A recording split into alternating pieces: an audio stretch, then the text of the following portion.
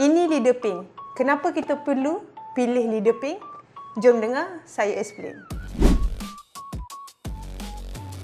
Ia melibatkan optik air dan penglihatan ikan dan ia bukan kepercayaan semata-mata.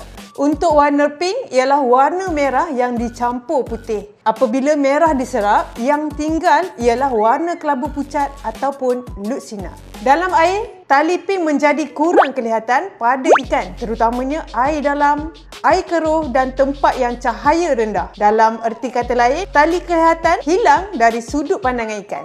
Dalam dunia memancing, psikologi bermaksud mengurangkan rasa curiga ikan. Tali yang terlalu jelas, ikan culas. Tali pink, gangguan penglihatan semakin rendah. Sesuai dengan namanya, Invisible Pink. Kalau korang berminat untuk dapatkan Leader Seahawk Invisible Pink ni, korang boleh cari di dealer Seahawk yang berdekatan dengan korang.